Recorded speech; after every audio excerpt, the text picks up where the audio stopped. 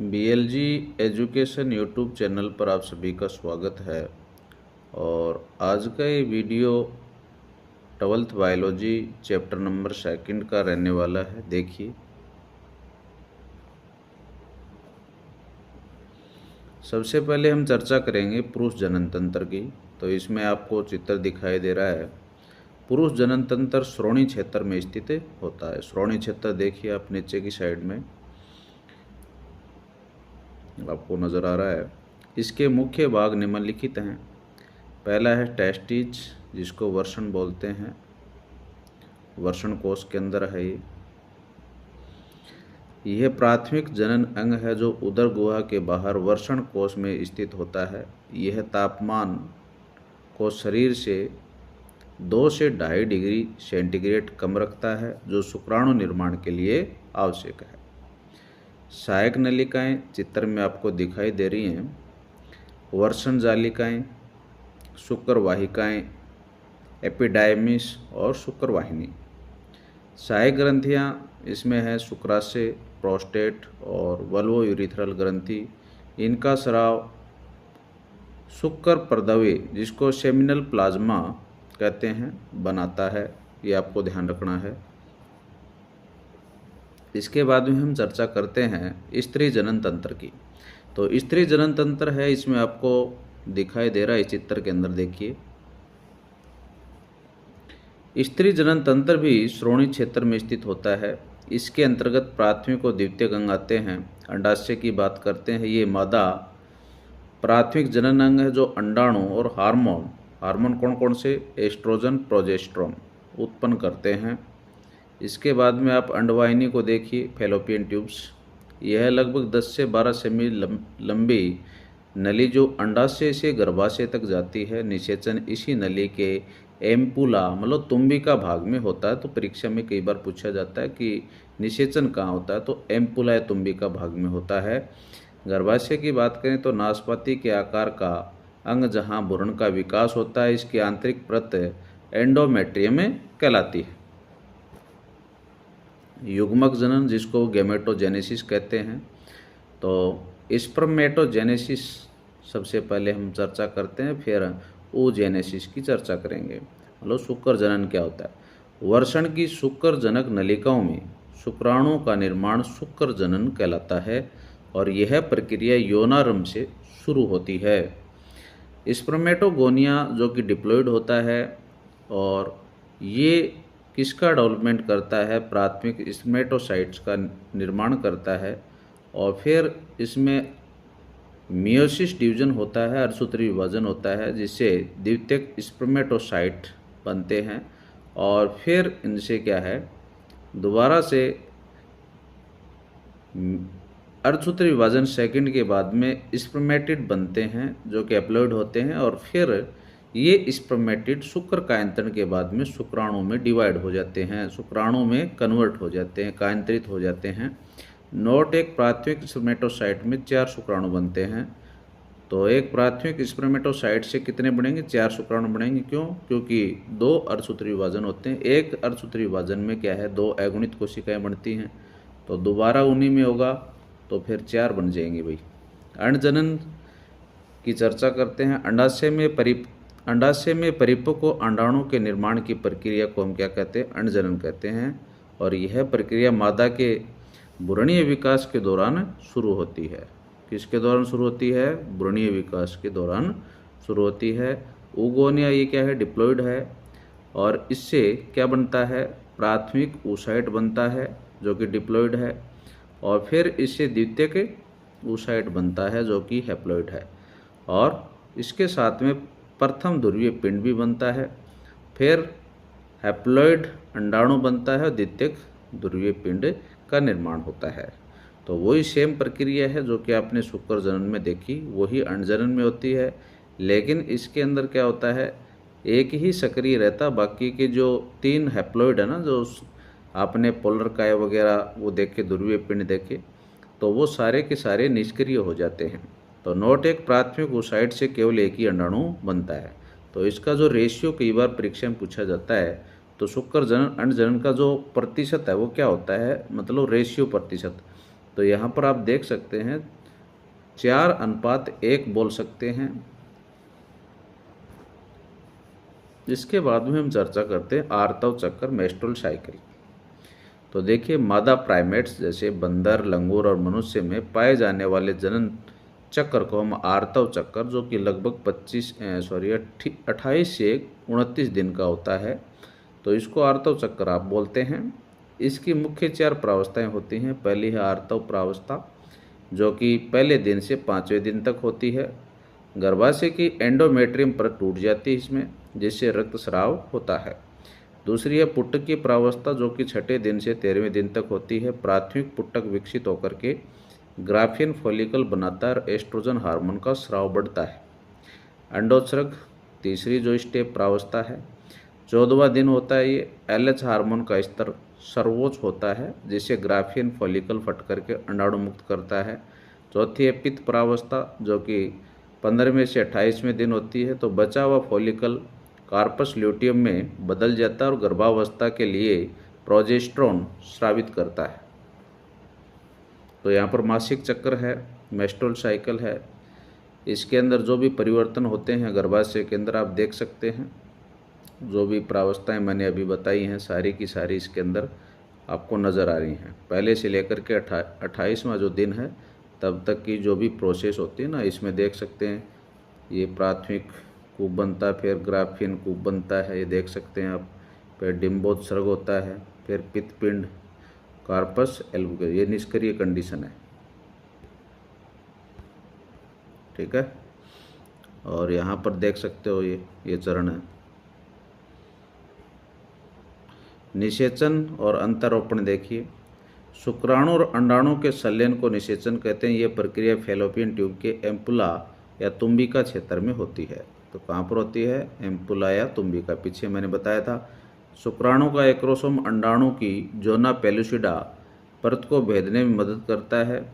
इसके परिणाम स्वरूप द्विगुणित मतलब 2n जायगोट का निर्माण होता है। अंतरोपण इम्प्लांटेशन क्या है? युग्मनज में विभाजन शुरू होता है। 2 से 4, 4 से 8, 8 से 16 कोशिकाएं मतलब इसमें बनती हैं। तो 16 जो कोशिकाएं वो मोरुला यहाँ तक बनता है।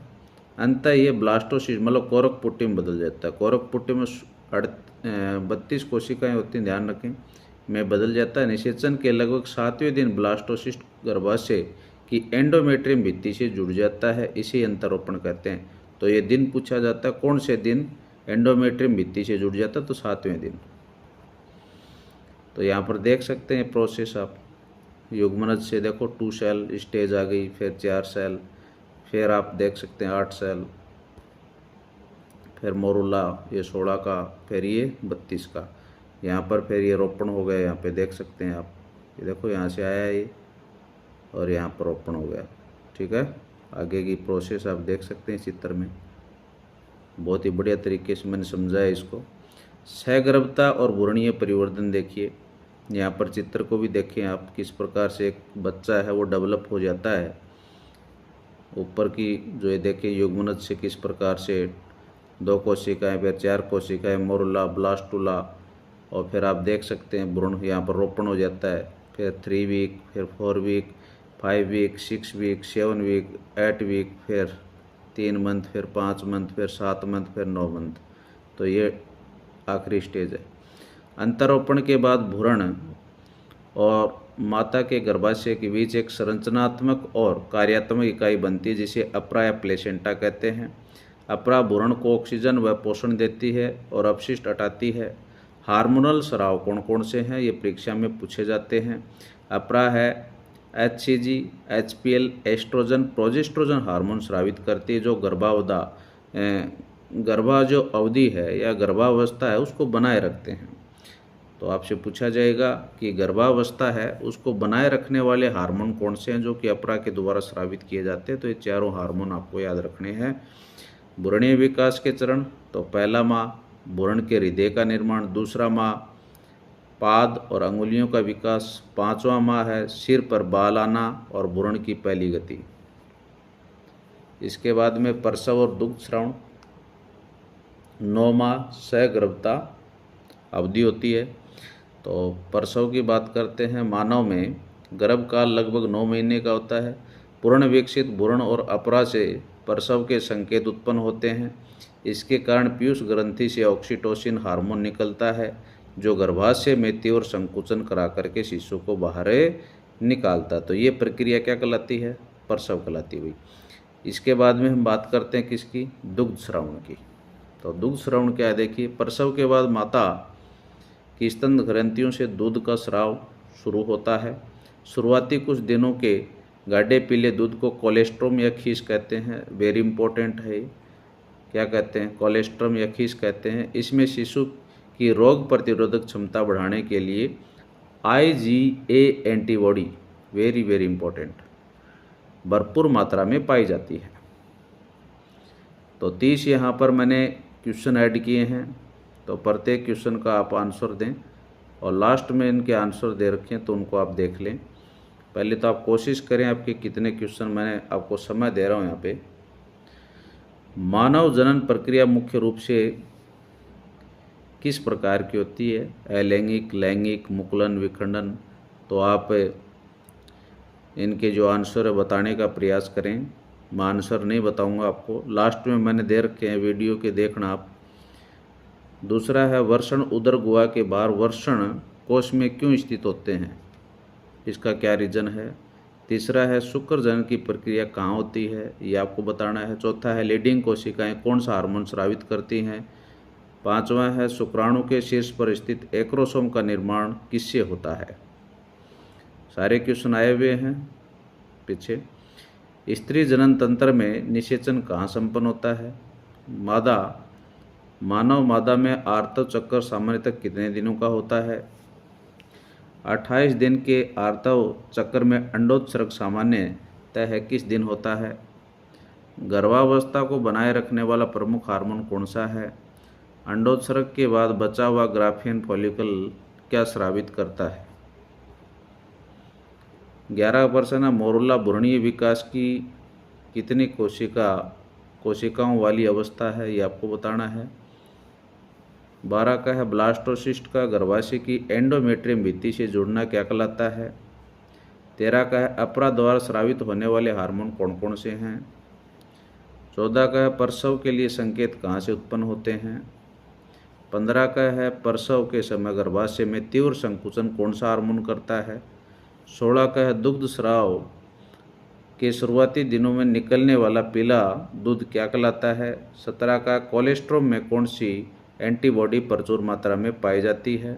18 का एक प्राथमिक स्पर्मेटोसाइट के विभाजन में कुल कितने शुक्राणु बनते हैं? 19 का एक प्राथमिक oocyte से अंततः कितने अंडाणु का निर्माण होता है? 20 का है मानव युग्मक मतलब शुक्राणु अंडाणु में गुणसूत्रों की संख्या कितनी होती है? 21 का है शुक्रजनक नलिकाओं में शुक्राणु को पोषण प्रदान करने का कार्य कौन करता है?